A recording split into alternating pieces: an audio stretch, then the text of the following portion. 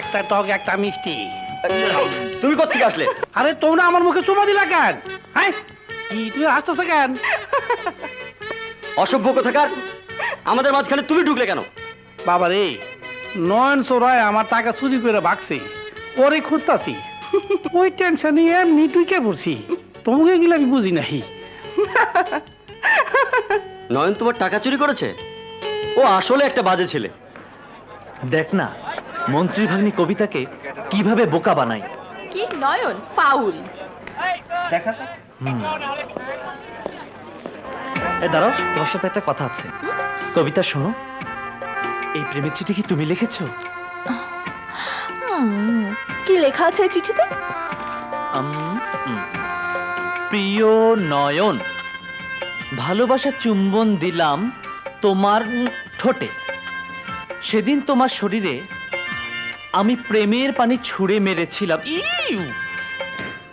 প্রেমের আবেগে রাগ করো না লক্ষ্মীটি, আই লাভ ইউ। ইতি তোমার কবিতা। জি না, এই চিঠিটি আমি লিখিনি, এটা তুমি নিজে লিখে নিয়ে এসেছো, মিথ্যুক কোথাকার। শিট! কবিতা শোনো। পড়ে গেলাম।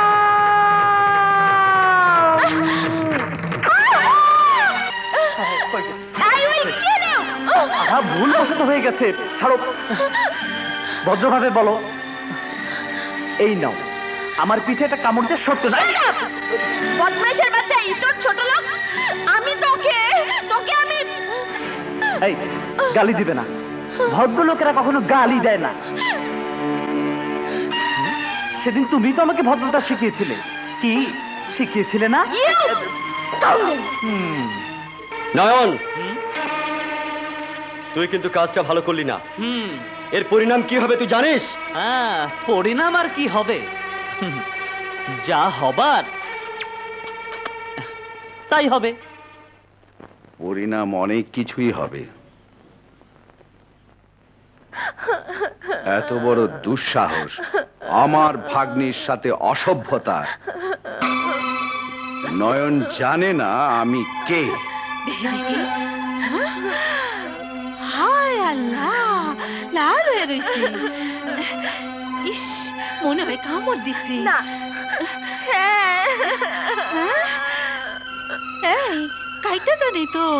হ্যাঁ, ঠিক, কাইটে গেলে ওরে হাসপাতালে ভর্তি করা উচিত। ওগো দাঁত বিষাক্ত। হোলি ফ্যামিলি হাসপাতালে আমার পরিচিত ডাক্তার আছে, সে কামড়ের খুব ভালো চিকিৎসক। মামা, নয়ন কলেজে সবার সামনে এই কাজ করেছে, আমার ভীষণ কষ্ট হচ্ছে। হ্যাঁ আঙ্কেল, আমি নিজের চোখে দেখেছি। ঠিক, কাঁদিস না মা, কাঁদিস না। আপাতত ওই জায়গায় স্যাভলন লাগা।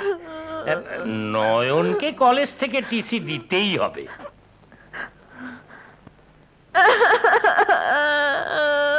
নয়নের চাচা একটা দলের বড় নেতা আর ভাইজান মন্ত্রী, দেখি কি বিচার করেন। দেখি প্রিন্সিপাল ম্যাডাম কি করেন।